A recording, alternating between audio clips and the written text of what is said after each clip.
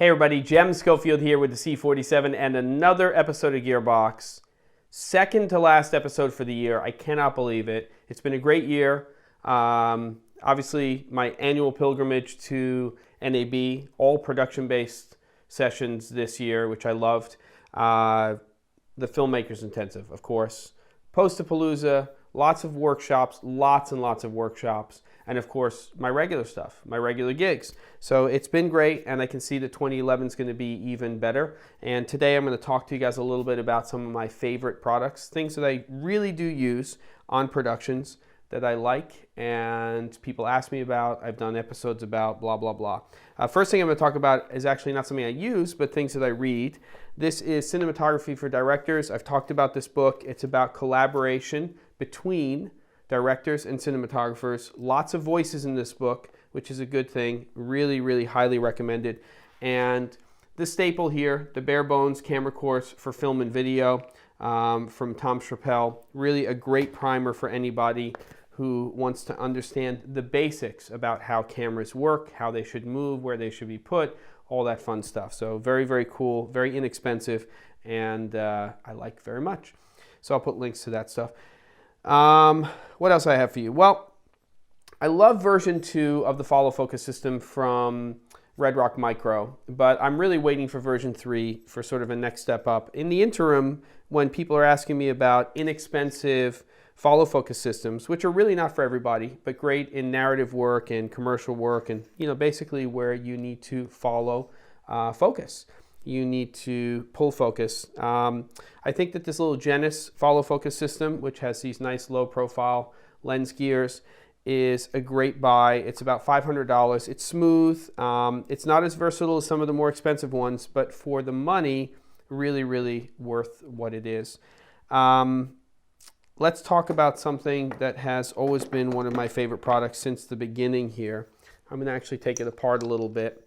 It is the T-Pod from Trek Tech, and really designed and targeted to still photographers, but it's a little tabletop tripod system that you can break down pretty easily.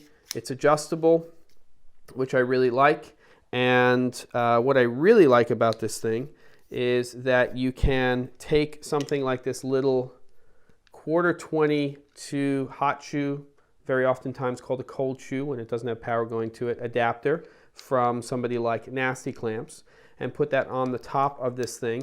And then you can take a little mount like this little LCD mount from Manfrotto and put that on top of there, and you just have a slew of additional mounting options. Now, of course, it's still the same 1/4-20 thread now that's on the top here, but what you can do once it's on here, because it's got a ball joint, is you can adjust it in any direction you want. So if you wanted to put your DSLR camera on there, you could actually use this as about a $100 little support system that you can adjust and use for production work. So very, very cool, but really also something that I use all the time to put a little recorder on there like the H4n, a little fill light like the 790, which I'll show you from Alzo in a minute, and really just a great little piece of kit.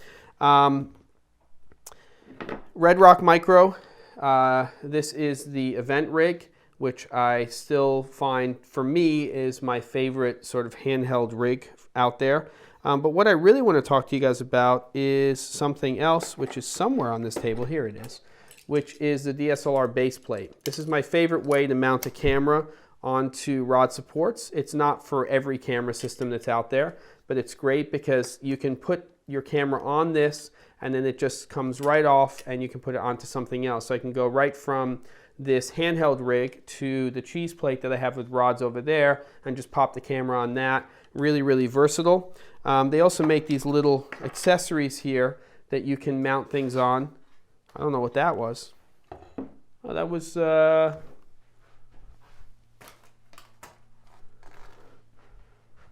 that was one of my other favorite things, which is black wrap, which I had on this 256 as a little rim light. Actually, it might even be better now, except for now we're getting a little bit of shine here, which is what this was being used for. You can buy this stuff in rolls. That was not planned, by the way. But this little accessory from Red Rock goes right onto a standard 15 mil rod support system. It has a male quarter 20 on one side and a female on the other. So your mounting options are numerous. Really great little piece of kit. Of course the H4n, and now this has even more life in it because with the firmware update, we can adjust levels for the two separate inputs here, which is great if you're using something like a shotgun and a lav.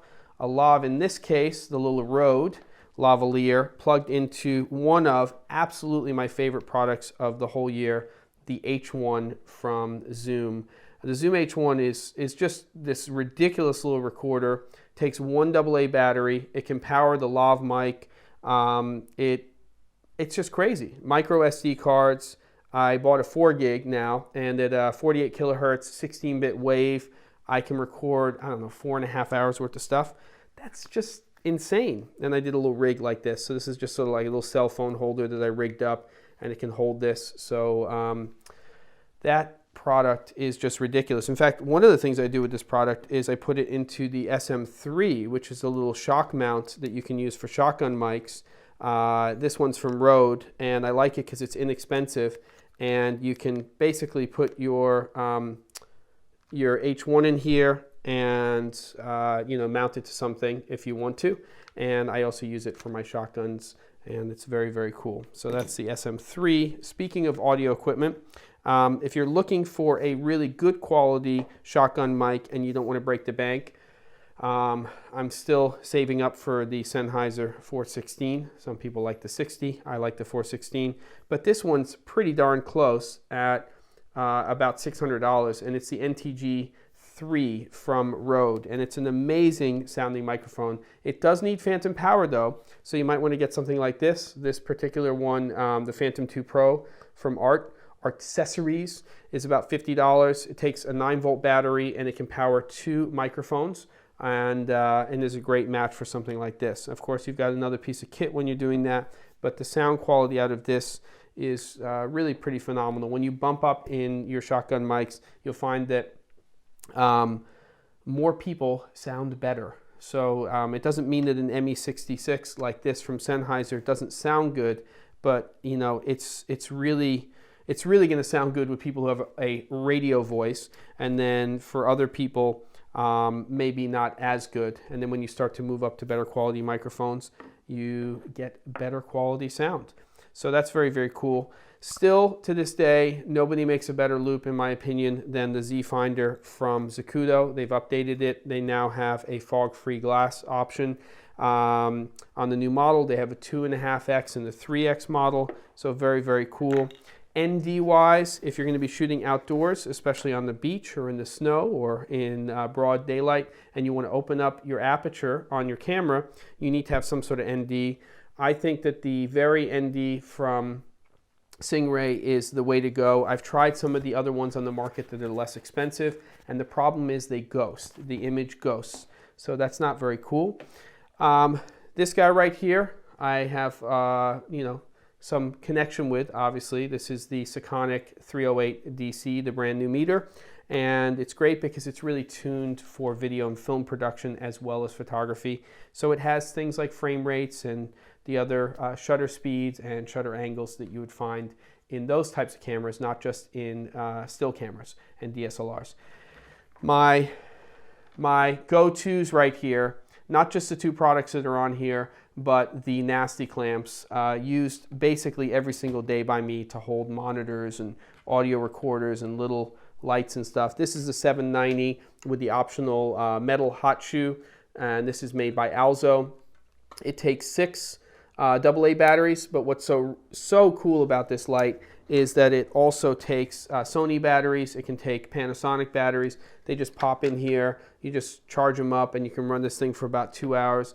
This is a little optional diffusion kit that basically you put Velcro on 4 corners here, and it just creates a little more diffusion. It softens that light up a little bit, and it does come with a little minus green and also CTO, color temperature orange, to match tungsten, and good stuff like that. Time-wise, I am running out of time, so I'm going to wrap this thing up. I don't know if there's anything else I want to cover today except for lenses.